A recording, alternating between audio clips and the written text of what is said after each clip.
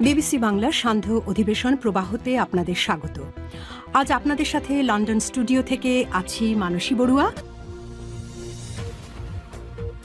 বাংলাদেশের সর্বশেষ গুরুত্বপূর্ণ আপডেট সংবাদে আপনাকে স্বাগত। শুরুতেই সংবাদ শিরোনাম, পরে বিস্তারিত।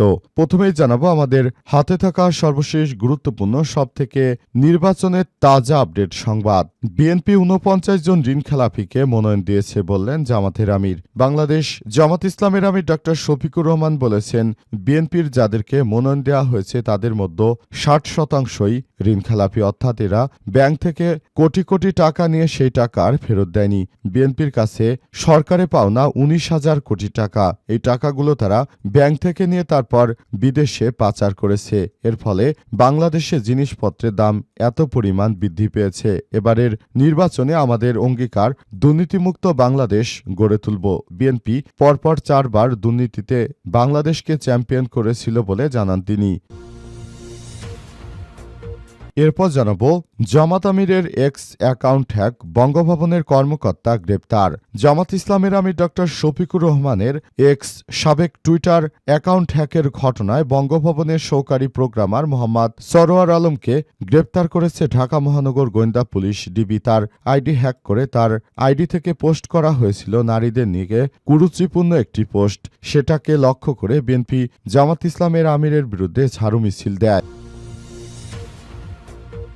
এদিকে এবার জামাতের সেক্রেটারি জেনারেল অধ্যাপক মিয়া গোলাম পরোয়ারের এক্স অ্যাকাউন্ট হ্যাক। জামাত ইসলামের সেক্রেটারি জেনারেল মিয়া গোলাম পরোয়ারের এক্স অ্যাকাউন্টটি হ্যাক করা হয়েছে। দুর্বৃত্তরা হ্যাকিংয়ের পর তার আইডি থেকে আপত্তিকর পোস্ট দিয়েছে বলে জানিয়েছে জামাত ইসলাম, তবে ব্যাপারটি নিয়ে অনুসন্ধান চলছে।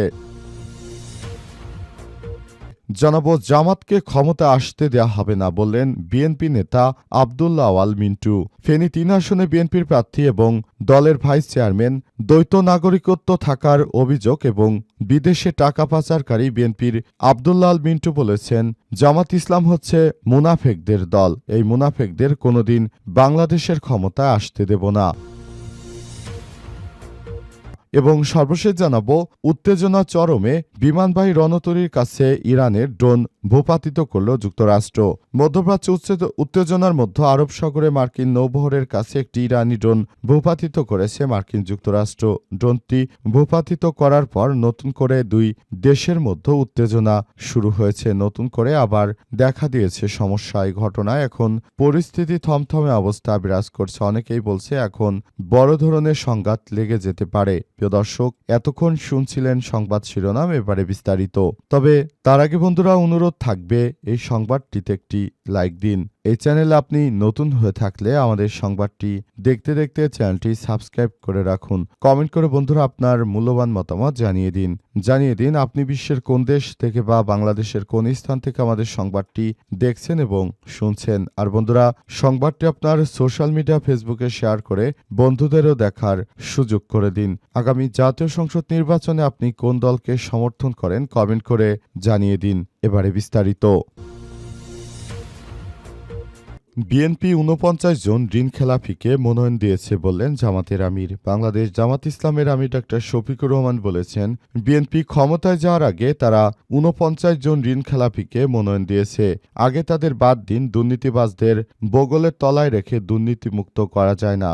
আজ গাজীপুরের ভাওয়াল রাজবাড়ী মাঠে ১১ দলীয় জোট আয়োজিত নির্বাচনী জনসভায় প্রধান অতিথির বক্তব্যে তিনি এসব কথা বলেছেন। জামাতের আমির আরও স্পষ্ট করে বলেছেন, ঘোষণা দিচ্ছি, আমরা পারিবারিক ও গোষ্ঠীগত সরকার আর এই দেশে রাখব না। আমরা বাংলাদেশটাকে বাংলাদেশের মানুষের জন্য একটি সুন্দর আবাসস্থল হিসেবে গড়ে তুলতে চাই। এদেশে আর কোনো ঋণখেলাপি থাকবে না বলে জানিয়েছেন বাংলাদেশ জামাত ইসলামের আমির ডক্টর শফিকুর রহমান। তিনি আরও বলেন যে আমরা বাংলাদেশের মানুষকে এখন যে পরিবর্তনের হাওয়া এসেছে, পরিবর্তনকে কাজে লাগিয়ে আমরা চাই সবাই মিলে সুন্দর একটি পরিবেশে বাংলাদেশটাকে সুন্দরভাবে গড়ে তুলতে এবং আমরা চাই পুরো বাংলাদেশটাকে আগামীর বাংলাদেশ হিসেবে গড়ে দেশটাকে একটি সুন্দর ও ভালো জায়গায় নিয়ে যেতে চাই আমরা বলে জানিয়েছেন বাংলাদেশ জামাত ইসলামের আমির ডাক্তার শফিকুর রহমান। সে অনুযায়ী তিনি সবাইকে নিয়ে একটি সুন্দর বাংলাদেশ প্রতিষ্ঠিত করতে চান বলে জানিয়েছেন তিনি আরও জানান, বাংলাদেশের মানুষ যে স্বপ্ন নিয়ে আমাদেরকে ভোট দেবে সে স্বপ্ন আমি বাস্তবায়ন করব, এই কথাই দিলাম আপনাদের। এবং সে কথা দিয়ে তিনি শুধু কথাই দেননি, তিনি জানিয়েছেন আগামীর বাংলাদেশ আমরা সুন্দর মতো গড়ে তুলতে আমাদের যত ধরনের কার্যক্রম রয়েছে সব কার্যক্রম আমরা চালিয়ে যাব। জামাতের আমিরের এক্স অ্যাকাউন্ট হ্যাক, বঙ্গভবন কর্মকর্তা গ্রেপ্তার। জামাত ইসলামের আমির ডাক্তার শফিকুর রহমানের এক্স অ্যাকাউন্ট হ্যাকের ঘটনায় বঙ্গভবনের সহকারী প্রোগ্রামার মোহাম্মদ সারোয়ার আলমকে আটক করা হয়েছে। জানা গেছে সারোয়ার আলম তিনি জামাত ইসলামের আমির ডাক্তার শফিকুর রহমানের অ্যাকাউন্টটি হ্যাক করে তারপর তার বিরুদ্ধে অপপ্রচার চালিয়েছেন। তবে তার বিরুদ্ধে অনেক নারী কেলেঙ্কারি সহ বিভিন্ন অপরাধের অভিযোগ রয়েছে। জানা গেছে যে তিনি অনেক কুরুচিপূর্ণ কাজের সঙ্গে যুক্ত ছিলেন। তিনি এমন এক ব্যক্তি যে পুরো বাংলাদেশে তিনি জামাত ইসলামের আমিরকে মহিলাদের সামনে তিনি তার মান-ইজ্জতকে ধ্বংস করতে চেয়েছিলেন। বিএনপির মদতপুষ্ট বা আওয়ামী লীগ কাদের মদতপুষ্টে তিনি এমন কাজ করেছেন সে বিষয়টি জানার জন্য পুরো বাংলাদেশের মানুষ এখন মুখে আছে। কারণ এই সন্ত্রাসী যে জামাত ইসলামের আমিরের মতো একজন মানুষের এক্স অ্যাকাউন্ট হ্যাক করে নারী বিদ্বেষী পোস্ট করতে পারে, তিনি এমন কোনো অপরাধ নেই যা করতে পারেনি। তাই ডিবি হেফাজতে নিয়ে তাকে জিজ্ঞাসাবাদ করা হচ্ছে।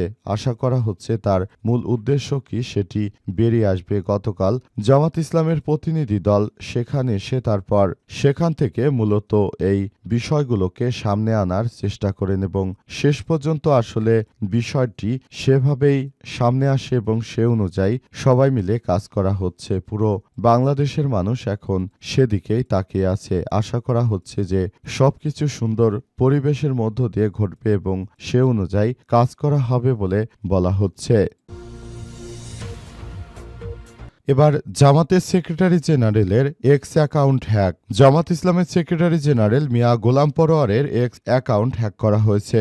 দুর্বৃত্তরা হ্যাকিংয়ের পর তার আইডি থেকে আপত্তিকর পোস্ট ছড়িয়ে দিয়েছে। তবে বিষয়টি জামাতের সংশ্লিষ্ট টিমের নজরে আসার পর তা ডিলিট হয়ে যায়। বিষয়ে দ্রুত আইনি ব্যবস্থা গ্রহণ করা হবে বলে জানিয়েছে দলটি। আজ মঙ্গলবার রাতে জামাত ইসলামের কেন্দ্রীয় কার্যালয়ে এক জরুরি সংবাদ সম্মেলনে তথ্য নিশ্চিত করা হয়েছে। সম্মেলনে জামাতের কেন্দ্রীয় নির্বাচন পরিচালনা কমিটির সদস্য ইঞ্জিনিয়ার সিরাজুল ইসলাম আরও বলেছেন, বঙ্গভবনের মেইল আইডি থেকে জামাতের আমিরের এক্স অ্যাকাউন্ট হ্যাক করা হয়েছে। ওই মেইলের সিসিতে অনেকগুলো অ্যাক্সেস ছিল, তাই স্বাভাবিকভাবেই তাদের আরও অনেক ডিভাইস নিয়ন্ত্রণে থাকতে পারে। তাই জামাতের সেক্রেটারি জেনারেলের অ্যাকাউন্ট হ্যাকেও তাদের সম্পৃক্ততা থাকতে পারে। আমরা বিষয়টি এখনো নিশ্চিত হতে পারিনি। তবে তিনি আরও দাবি করেন এ বিষয়ে সরকারকেই তদন্ত করে ব্যবস্থা নিতে হবে। কোথায় কোথায় হ্যাকারদের নিয়ন্ত্রণ রয়েছে তা নিয়ে আমাদের যে ডিভাইসগুলো রয়েছে সেগুলো কেউ যেন চুরি করতে না পারে। অ্যাক্সেসগুলো খুব দ্রুততম সময়ের মধ্যে আবার যার যার ডিভাইসে ফেরত দিতে হবে বলে জামাত ইসলামের পক্ষ থেকে বলা হয়েছে এবং সে অনুযায়ী আরও সবাইকে নিয়ে সুন্দরভাবে গড়ে তোলার মধ্য দিয়ে বলা হচ্ছে। কিন্তু আসলে পুরো বিষয়টি কোন দিকে যাবে সেটি এখন দেখার বিষয়। জামাতকে ক্ষমতা আসতে দেওয়া হবে না বললেন বিএনপি নেতা আব্দুল্লাহ আল মিন্টু। জামাত ইসলামকে এবারের আর ক্ষমতা আসতে দেওয়া হবে না, যে কোনো মূল্যে তাদেরকে প্রতিহত করা হবে এমন ঘোষণা করেছেন বিএনপির ফেনীর ৩ আসনের বিএনপির মনোনীত সংসদ সদস্য আব্দুল্লাহ আল মিন্টু।